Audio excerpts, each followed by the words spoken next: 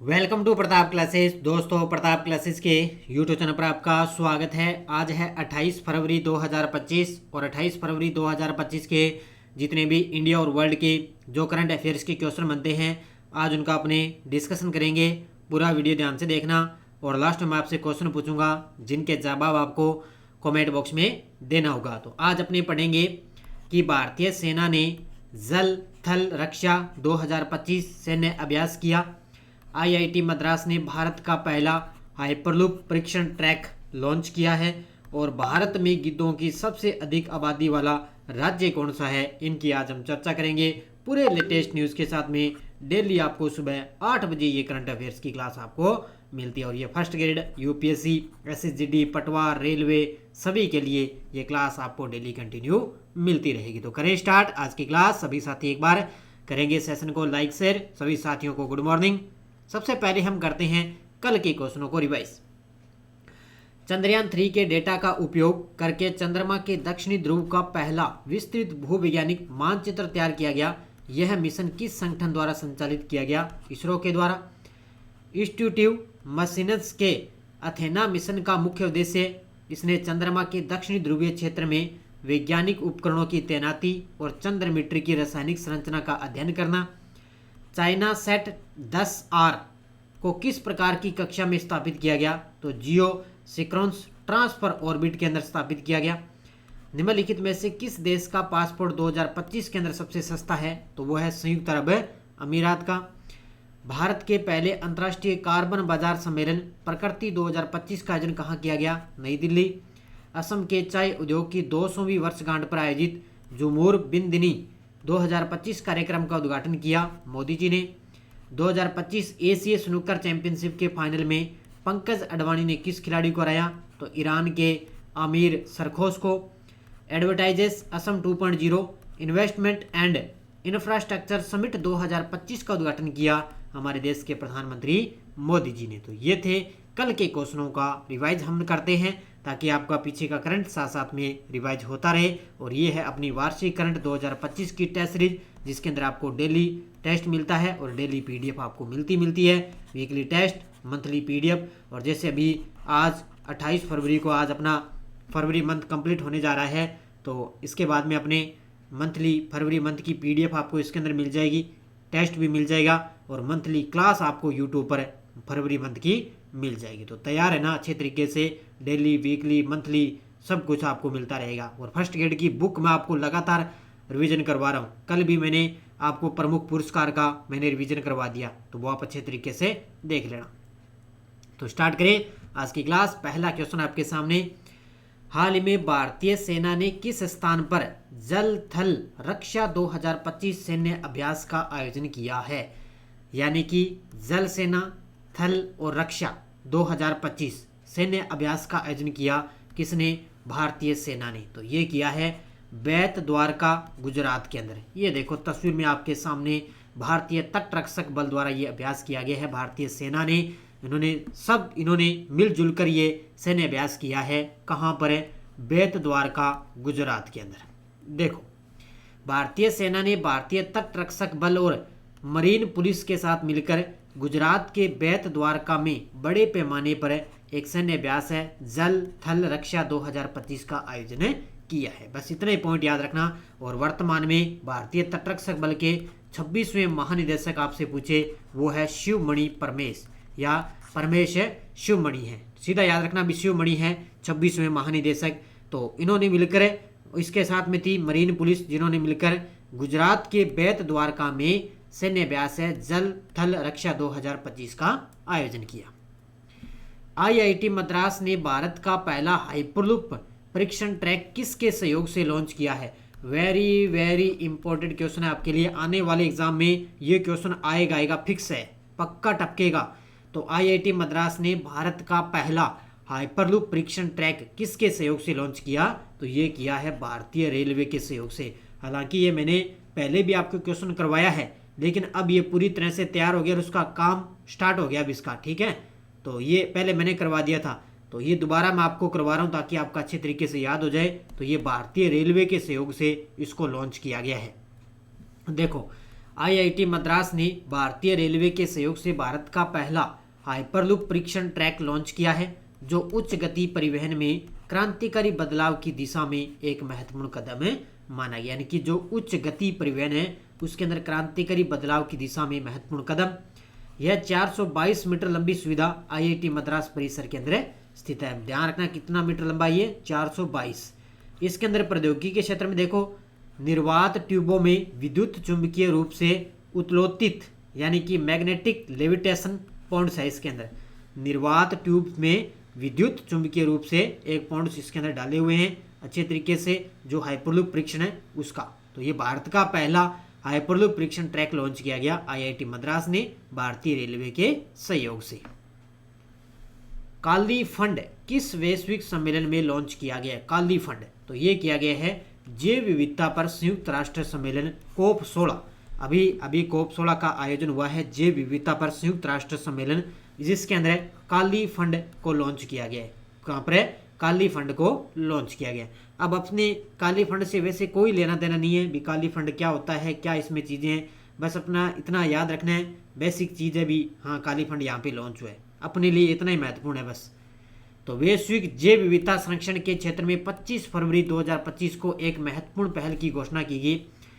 Rome Italy में जैव विविधता पर संयुक्त राष्ट्र सम्मेलन के 16वें कॉन्फ्रेंस ऑफ पार्टीज यानी कि COP 16 में काली फंड लॉन्च किया गया है। यानी कि जैव विविधता पर संयुक्त राष्ट्र जो सम्मेलन हुआ था ना, उसके अंदर 16वें कॉन्फ्रेंस ऑफ पार्टीज में काली फंड को लॉन्च किया गया था। तो याद रखना इसको अच्छे तरीके से। हाल ही में भारत में गिद्धों की सबसे अधिक आबादी वाला राज्य कौन सा है? भारत में गिद्धों की सबसे अधिक आबादी वाला राज्य है मध्य प्रदेश। कौन सा है? Option number C, Madhya Pradesh. तो मध्य प्रदेश वन्य जीव संरक्षण के क्षेत्र में बड़ी सफलता हासिल करते हुए भारत में गिद्धों की सबसे अधिक आबादी वाला राज्य बन चुका है। तो इसको अच्छे तरीके से नोट कर लेना कि वन्य जीव संरक्षण के क्षेत्र में सबसे अधिक गिद्धों की संरक्षण आबादी वाला राज्य मध्य प्रदेश।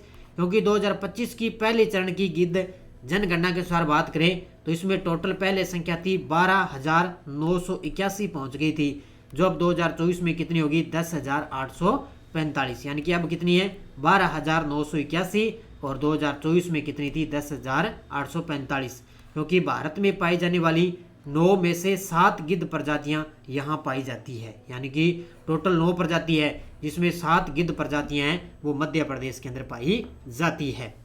अगला, अरुणाचल प्रदेश में पहले संयुक्त मेगा न्यूकॉम यूलो समारोह का उद्घाटन किसने किया है? तो ये किया है उपराष्ट्रपति जगदीप धनखड़ ने।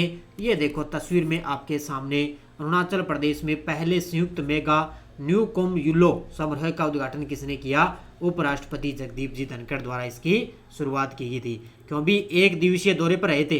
तो देखो अरुणाचल प्रदेश के एक दिवसीय दौरे पर पहुंचे धनखड़ जी कामले जिले के बोआ शिमला में रहने वाले नियसी जनजाति के न्योकुम यूलो समारोह के अंदर ये शामिल हुए थे। यानी कि यहाँ की अरुणाचल प्रदेश के अंदर एक जनजाति है न्यूसी जनजाति, उनके न्यूकुम यूलो समारोह के अंदर ये शामिल हुए।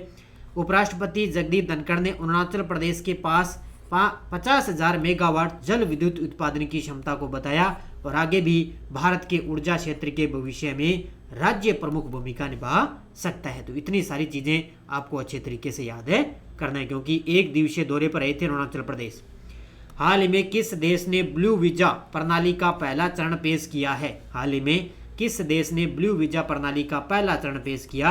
तो संयुक्त अरब अमीरात ने। किसने किया है? ये 10 वर्ष का ब्लू वीजा है और ये पहला चरण इसका पेश किया गया है। तो संयुक्त अरब अमीरात ने ब्लू वीजा प्रणाली का पहला चरण पेश किया, जो पर्यावरणीय स्थिरता में योगदान देने वाले व्यक्तियों को 10 साल की रेजिडेंसी प्रदान करता है। ये क्वेश्चन भी मैंने लगभग 4 से 5 महीने मैंने पहले करवाया था, इसकी घोषणा हुई थी।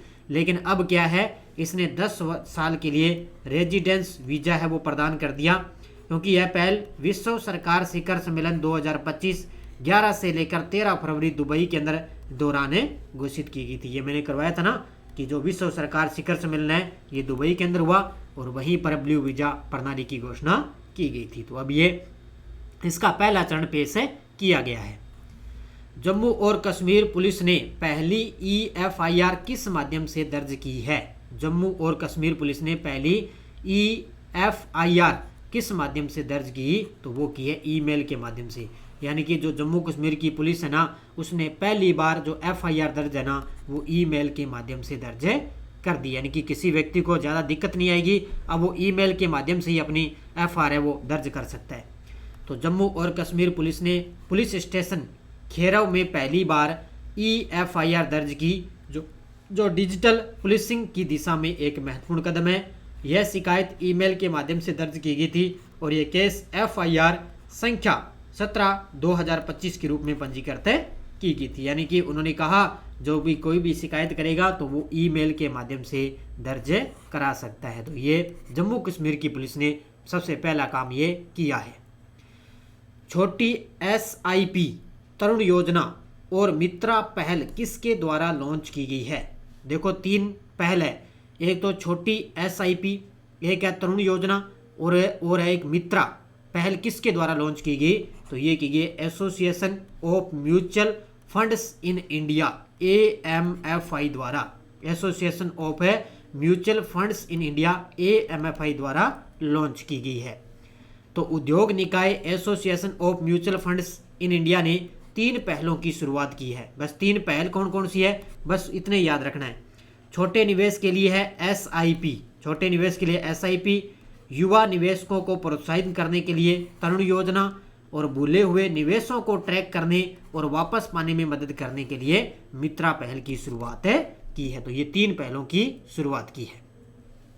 अब देखो आपके सामने वन लाइनर करंट है। पहला है कि टाटा सन्स के अध्यक्ष N चंद्रशेखरन को रतन टाटा एंडोमेंट फाउंडेशन का प्रमुख नियुक्त किया गया है। तो टाटा सन्स के जो अध्यक्ष है ना N चंद्रशेखरन, इनको रतन टाटा एंडोमेंट फाउंडेशन का प्रमुख नियुक्त किया गया।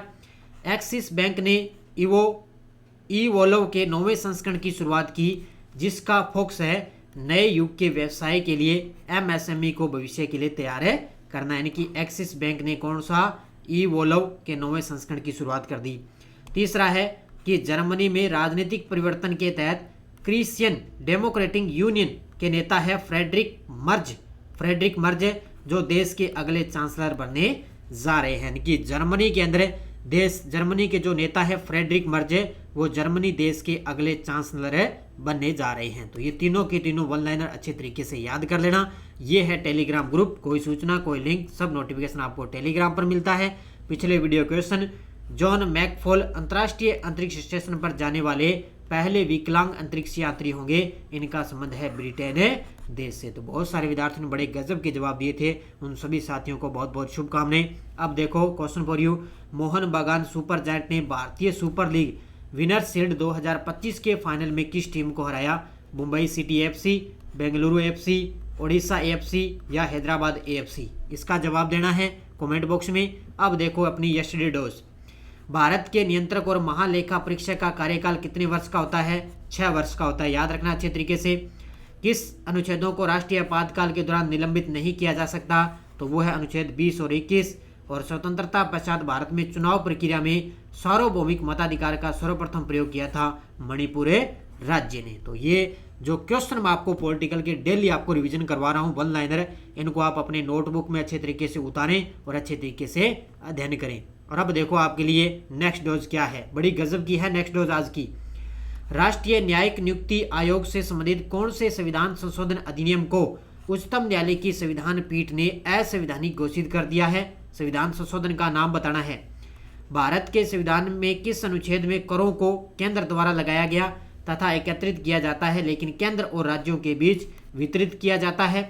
भारत के संविधान के अनुच्छेद 103 के तहत राष्ट्रपति लोकसभा सदस्यों की निर्भरताओं से संबंधित किसी भी प्रश्न पर कोई निर्णय देने से पूर्व निम्नलिखित में से किसकी राय लेगा?